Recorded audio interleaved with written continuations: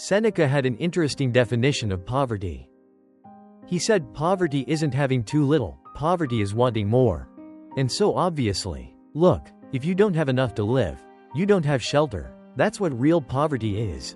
But that's not what we're talking about. I think what he meant is that real poverty, really being poor in our times, is the sense that you don't have enough, that you need more and more. But the truth is, very little is needed to have a happy life. And chances are you have everything you need right now to be happy. And this is something I try to remind myself as I'm putting out a book. I'm just looking around my house. You have everything that you need to be happy. You don't need more. This idea of conditional happiness, it fools us. We go, I will be happy when I have $1 million. I will be happy when I have 1 million Instagram followers. I will be happy when my parents finally admit they were wrong and apologize. You're never going to get those things. Or really, what the Stoics want you to realize is that since those things are not in your control, they're not worth craving after. It'd be nice to have. And hopefully they do fall in your lap. But this wanting, this needing, is really the source of so much of our misery. So what Marcus really says, you could be happy today, instead. You choose tomorrow. I think that's what he means. You're putting off what you could be grateful for today in favor of what you hope to have in the future. What do you think will magically fulfill you?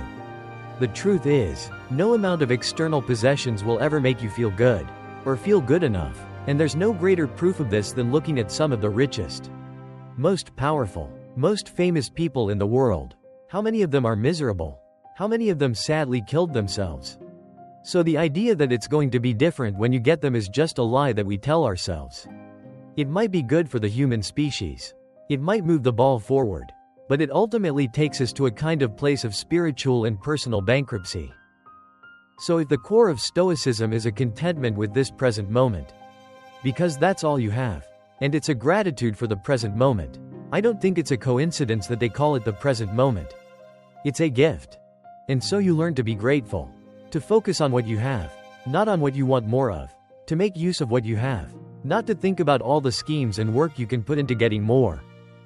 So this idea of being present, this idea of being grateful, this idea of enough, is just so deeply powerful, and I think deeply rewarding. And it allows you to be good right now. And it allows you to do that based on the things that are in your control, not on the things you have to earn or steal or beg or borrow for. You've got to stop worrying about the things you can't control. So the Stoics, the only thing that mattered is what was up to us. And Epictetus talks about saying, like, what's up to us and what's not up to us. The things that are not up to us, we can't worry about, and we can't give them control over our happiness. But our actions, our thoughts, our opinions, this is up to us. And so what he says, there's only one way to happiness, and that is to cease worrying about things that are beyond our power of will. If we can't impact them, that's other people's opinions, that's the weather, that's how tall we are, that's what our face looks like. It's not worth worrying about. What is worth worrying about is the actions that we take, the thoughts that we have, the decisions that we make. Your happiness should only be dependent on things that you control. But so many people, they put their happiness on a platter and they say, you know, I will be happy when I have X, I will be happy when I get Y. And then these people don't get these things. And they're not happy. Hey, it's Ryan. I just wanted to thank you for supporting Daily Stoic. If you want to support us more, please subscribe, like our videos, comment, share with your friends, sign up for our email at dailystoic.com/email. You can also check out dailystoic.com/store. That's how we keep these videos high quality and ad-free. If you want to support us, buy one of our awesome philosophically inspired products. Thank you for all the support.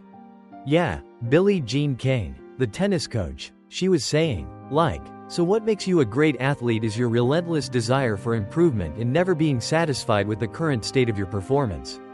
The irony is that is obviously the attitude you need to be the best. But it is also antithetical to enjoying your life, right? Not only enjoying being the best, but to even acknowledge that you got to the top and you are the best. You know what I mean, right? Because you're focusing on how much left you have to do, or how bad you feel after that. You're never gonna feel good. Because you have this quirk of your brain that makes you always focus on what's wrong. And, you know, like, when I wanted to be a writer, It would have been like, oh, I could have a book. That's making it. And then quickly your mind's like, oh, actually, like, what if it was a bestseller? What if it sold 1 million copies? But what if you had a whole bunch of books? Or, what if you've won this award? And, like, the idea that even one, like, if you told me that the opposite of, say, obstacle, that one person in professional sports would have read the book, I would have gone, good luck, done, that's success, I'll settle for that, I accept your offer, that's it. But then you're like, whoa, why hasn't so and so read it? Or, like, there's that other guy over there that sold more books. Totally. And in the one hand, that's good, that can keep you humble. Like, I once asked Evan Pressfield.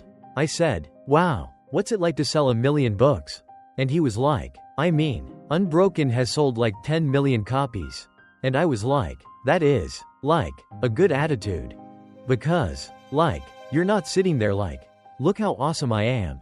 I know some of those people who are, like, very quick to tell you how many copies they sold.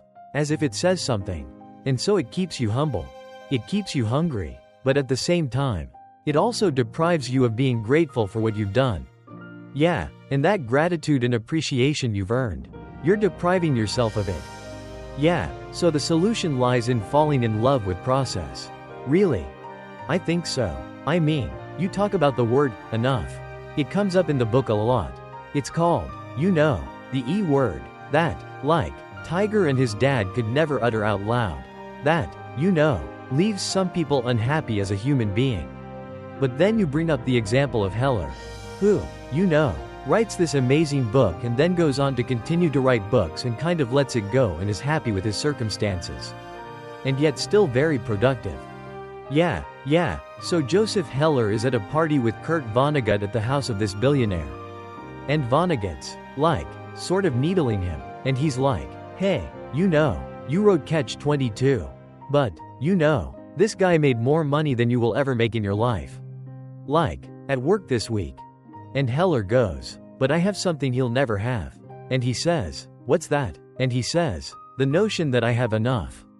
And I think we are all, deep down, very scared that if we ever say that word, that's the moment we become complacent, and the guy behind us passes us. And in a way, it is like if you're running a race and you're like, oh, this is fast enough. Like, that's when you get passed. So there is that element of it. But at the same time, like, so you're not allowed to be happy with the fact that you wrote one generational defining, like, classic novel that helped millions of people and defined, what that experience was for a whole generation. And, like, my favorite thing from Heller is this reporter goes like, you've never written anything as good as Catch-22 again. And he says, who has, right? Like, I like that. That's just great.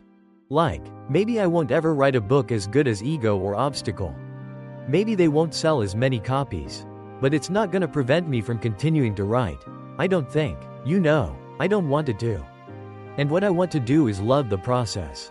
Like, I want to love sitting down, starting the next one. Most people do not get to extreme success without some irrationality or harm being there. And so it is a tension. But then you look at someone like Tiger Woods and you go, Tiger Woods might be great for the game of golf. Elon Musk might be great for humanity. Is it fun to be them? Just because some athletes' insatiable drive for winning is what allows them to win, say, 7 championships instead of 1 championship. Does this actually mean it was worth it? I think Elon Musk even said on Joe Rogan's podcast, like, I don't think most people would want to be me. Or said something along those lines. You can even argue maybe he doesn't want to be him. That's why he's self-destructive at times. Like, maybe the madness is also sort of a subconscious rebellion against, maybe I could just burn all this down. Start over. Yeah, I think there's certainly that has to be part of Tiger Woods' story. Like, you read about what he's doing and you're like, you wanted to get caught in the way that every addict almost wants to hit bottom and either die or get help. Because they want the release of this constant burning. Like, not only both ends of the candle, but the middle of the candle as well. Like, it's just consuming when you're driven by this insatiable need for more.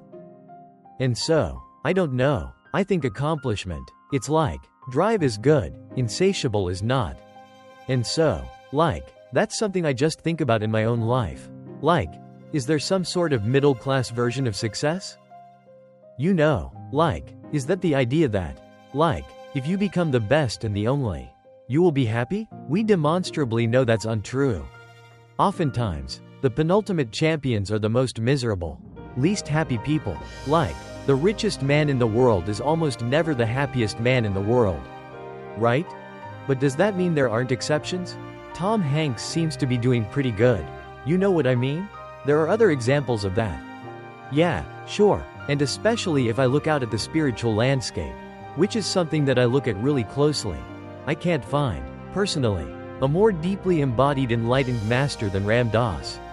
Yes, and Ram Dass, if you look at his work, he wrote a book that did very, very well. Be Here Now. He wrote Polishing the Mirror. He's got a couple books. He's got a couple things. But he's not, he didn't splash across the world like Tony Robbins. He's not Tony Robbins. But if you follow his work and you listen to his words, even now with his aphasia and his stroke, and you hear him talk, it's wow, yeah, he really found the deepest peace, the deepest stillness, and his deepest joy. And it didn't come with this blazing comet where it roasted him from the inside. And it's kind of interesting to take a look at that on the spiritual side. It's well, maybe that's a little bit more of the model. And it may be that there was a conscious choice that he made at some point, where it was he writes Be Here Now, and then for his next book he could do X. He could choose path A or path B. Path A makes him 10 times more famous. Path B maintains the level that he's at. And maybe he consciously chose path B, which would be super admirable. Because it's very hard to do. It's like the player who's like Peyton Manning retiring at the end of the Super Bowl. That must have been extraordinarily difficult to do. Or it may have been that, like the flapping of a butterfly's wing, one tiny change totally outside of his control. Like the New York Times was gonna write a trend story. But then the reporter got sick. And so it didn't happen. Or Oprah was gonna make it her book. And then she didn't. And so one way to see that is a terrible tragedy. And the other way to see it is as a massive gift. Yeah, and I assume you would see it as a gift. But I think about that with my own career. Because my books have done well. But they haven't done Mark Manson well. Things happen. Things break different ways. Different bands come out at the same time. One slightly before the other. One slightly after. And it's the difference between being the Rolling Stones and a pretty good classic rock band.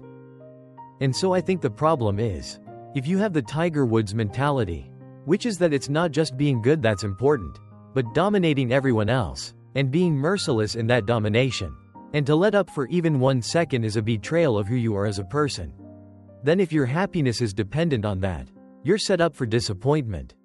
And even if you do get it, the irony is, it prevents you from enjoying it.